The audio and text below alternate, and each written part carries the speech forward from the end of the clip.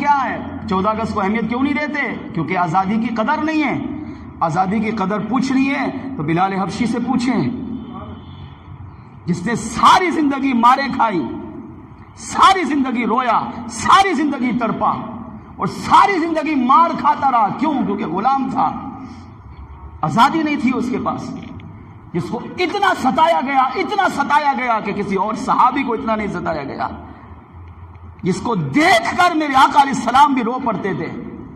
کہ میرے بلال کو اتنا مارا گیا۔ کیوں؟ غلام تھا، آزاد نہیں تھا، آزادی کی نعمت نہیں تھی، اپنی مرضی سے کچھ نہیں کر سکتا تھا، غلام تھا، جو مالک کہتا وہی کرنا پڑتا۔ مگر جب بلال حبشی کو آزادی ملی تو میرے آقا علیہ الصلوۃ والسلام نے بلال حبشی کو صحابہ اکرام علیہ رضوان کا امام بنا دیا، مؤذن رسول بنا دیا۔ آقا علیہ السلام کا سب سے لاڈلا اور پیارا مؤذن اگر صحابہ میں مقبول تھا تو سیدنا بلال حبشی کی ذات مبارکہ تھی، جو آزاد ہوئے تو آزادی کا حق ادا کیا۔ کیا حق ادا کیا بلال حبشی نے؟ غلامی تھی تو ساری زندگی مارے کھائی، آزادی ملی تو ساری زندگی حضور کے عشق میں، حضور کے پیار میں اتنی کمال کی زندگی گزاری کہ آج 1400 سال گزر گئے، آج بھی دنیا بلال حبشی کو امام العاشقین کے نام سے جانتی ہے۔ آپ بھی اگر عاشقان رسول کا آپ تذکرہ کریں گے تو سر فہرست بلال حبشی کا نام آپ کے سامنے آ جائے گا۔ یہ تھا آزادی کا حق ادا کیا ہے،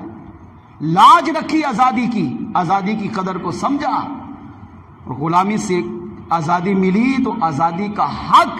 اللہ اور اس کے رسول کی، اللہ کی عبادت، اس کے رسول علیہ السلام کی سنت و طریقت پر عمل کر کے بلال حبشی نے امت کو پیغام دیا، آزادی کو اللہ کی نعمت سمجھو، اور جب آزادی تمہیں مل جائے تو اس کو اللہ اور اس کے رسول کی عبادت و فرما برداری میں گزارو۔ مگر افسوس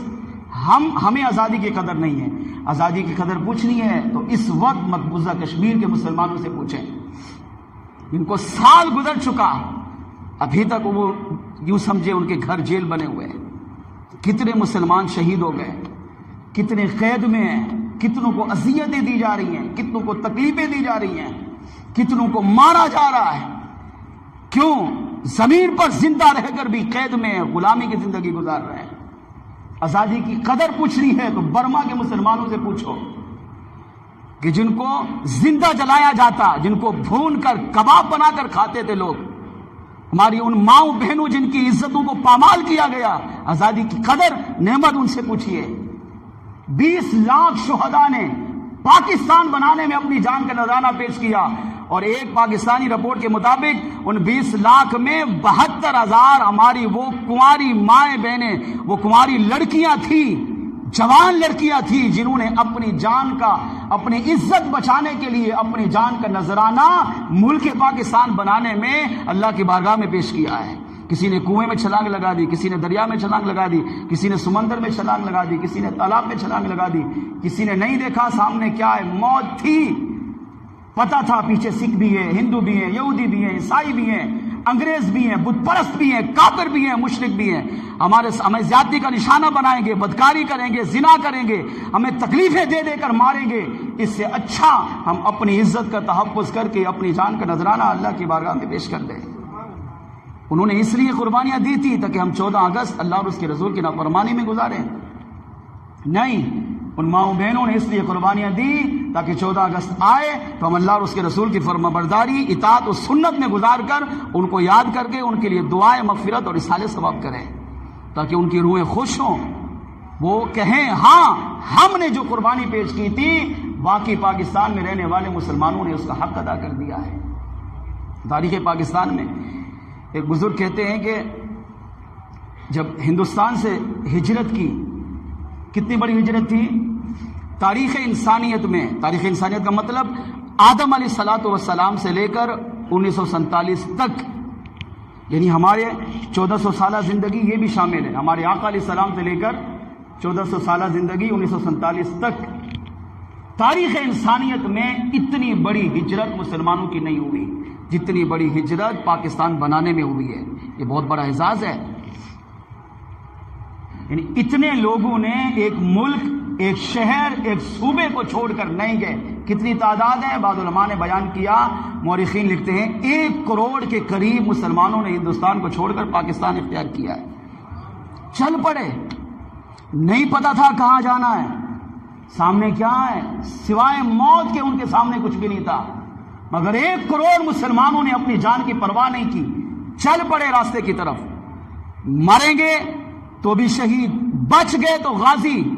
اور کم از کم ہمیں پاکستان کی نعمت نہ ملی تو ہماری جان دینے سے ہماری بعد میں آنے والی نسل کو اللہ پاکستان کی نعمت عطا کرے گا۔ وہ چلتے چلتے ایک مورخ کی بات سنیے، وہ کہتے ہیں کہ میں بھی ان 1 کروڑ مسلمانوں میں شامل تھا، چلتے چلتے ہم چل رہے تھے، بس پاکستان جانا ہے، ہندوستان چھوڑنا ہے، پیچھے ہمارے ہندو بھی تھا، سکھ بھی تھا، یہودی بھی تھا، عیسائی بھی تھا، انگریز بھی تھا، کافر، مشرک، بت پرست، سب نے پیچھے کی یلغار، اور ان کی کوشش کیا تھی؟ ان کو پاکستان نہیں پہنچنے دینا، ان کو قتل کر دو، جب یہ 1 کروڑ مر جائیں گے وہ پاکستان پہنچے گا نہیں، جب پہنچے گا نہیں تو پاکستان بنے گا ہی نہیں۔ لیکن پاکستان بننا تھا، کیونکہ پاکستان پر میرے رب کی نگاہ رحمت بھی شامل تھی، پاکستان پر میرے آقا علیہ السلام کی نگاہ عنایت شامل تھی، پاکستان بنانے میں مصطفیٰ جان رحمت کی رضا خواہش شامل تھی، اس لیے پاکستان بننا تھا۔ وہ کہتے میں چلا، چلتے چلتے، اب وہ پیچھے تھے ہمارے، تو مسلمانوں کا قتل عام ہو رہا تھا، 20 لاکھ مسلمان مر گئے، شہید ہوئے، چلتے چلتے چلتے میرے سامنے دریائے ستلج آیا، اب سامنے دریا ہے اور پیچھے سکھ، ہندو، یہودی، عیسائی ہے، وہ اگر عورتوں کو پکڑتے تو پہلے بدکاری کرتے، پھر زندہ جلاتے، پھر ڈھونڈتے، پھر کھاتے، اور مردوں کو پکڑتے تو مار دیتے، اور اذیت ناک موت مارتے، اذیت ناک، تڑپ تڑپ کر مرنے والی موت۔ وہ کہتے میں نے سامنے دریا تھا، پیچھے ہندو سکھ تھے، تو اب میں نے کہا میں جان کیسے بچاؤں گا؟ ٹھیک ہے، تو میں نے ایک لکڑی لی اور اس کو دریا میں پھینکا اور چھلانگ لگا دی اور لکڑی پر تیرا، تاکہ یہ تیر کر دریا کراس کر کے اگلے کنارے جا کر اپنی جان بچاؤں گا۔ وہ کہتے جب میں دریا میں کودا، دریائے ستلج میں، میں نے دیکھا کہ جیسے میں تھوڑا آگے گیا نا تو ہزاروں لوگ تیر رہے تھے، میں نے ان ہزاروں لوگوں کو دیکھ کر سوچا کہ شاید یہ بھی میری طرح جان بچانے کے لیے تیر رہے، لیکن کہتا ہے جب میں قریب گیا اور جس کے قریب جا کر اس کو ہاتھ لگاتا تو اس کا انتقال ہو چکا ہوتا، وہ ہزاروں لاکھوں لوگوں کی لاشیں تھیں، دریا ستلج کہہ رہا ہے لاشوں سے بھرا ہوا تھا،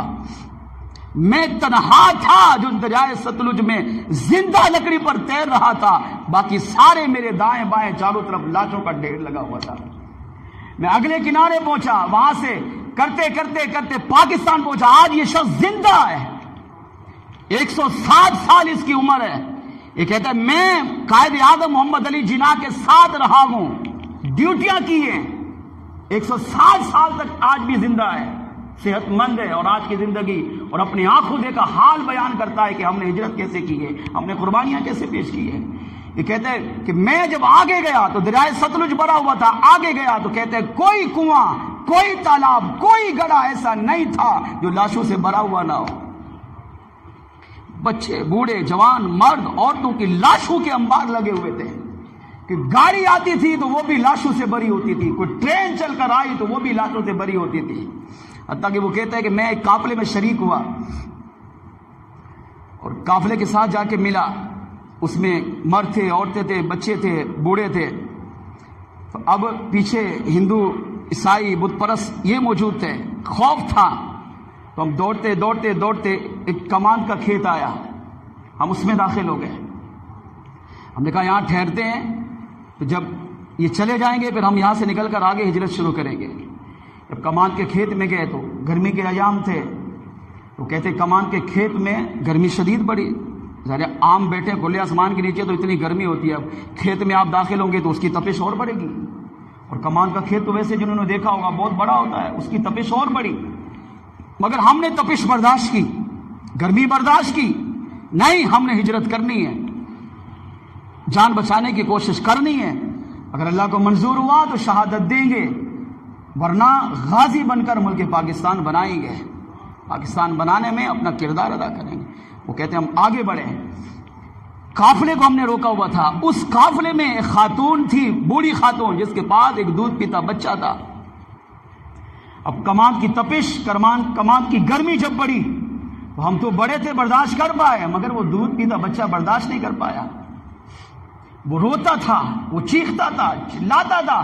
ماں اسے دودھ پیش کرتی مگر ماں کے پاس دودھ ہی نہیں تھا، کئی دن تھے ماں نے خوراک ہی نہیں کھائی، دودھ کیسے پلائے اپنے بچے کو؟ تو وہ ماں خود بیان دیتی ہے، وہ ماں کہتی ہے کہ جب میرا بچہ روتا تو چاروں طرف سے وہ جو قافلے والے مسلمان تھے وہ مجھے گھور کر دیکھتے، کہہ تو نہیں سکتے تھے زبان سے مگر گھور کر دیکھتے۔ کیوں دیکھتے تھے؟ اپنے بچے کو چپ کرا۔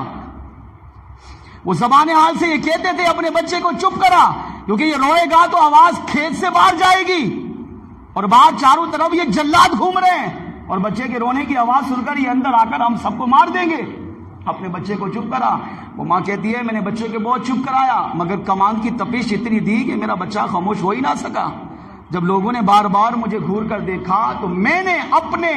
دودھ پیچھے بچے کے گلے پر ہاتھ رکھ کر گلا دبا کر اس کو مار دیا اور وہیں اللہ کی بارگاہ میں دعا مانگی، اے اللہ قیام پاکستان میں میرے اس چھوٹے بچے کی قربانی کو بھی قبول فرما۔ اتنی بڑی قربانی یہ ماں قیامت کے دن ہم سے نہیں پوچھے گی کہ میں نے اپنے دودھ پیتے بچے کو گلا اپنے ہاتھ سے دبا کر اس لیے مارا کہ میرے بچے کی وجہ سے ایک قافلے والے مسلمانوں کو تکلیف نہ پہنچے، کہیں میرے بچے کی رونی کی آواز باہر گئی تو وہ آ کر ہمیں مار دیں گے۔ میں نے اپنا بچہ ان کو بچانے کے لیے، پاکستان بنانے کے لیے پیش کیا اور تم نے پاکستان کا کیا حق ادا کیا؟ پیدا پاکستان میں ہوئے، بنے بنائے پاکستان تمہیں مل گیا، پاکستان کی ہر نعمت دولت تمہیں ملی، اور جب 14 اگست آتی ہے تو تم اس کو اللہ اور اس کے رسول اور گناہوں میں گزارتے تھے، اللہ اس کے رسول کی نافرمانی میں گزارتے تھے۔ ہم قیامت کے دن اس ماں کو کیا جواب دیں گے؟ وہ ماں ہم سے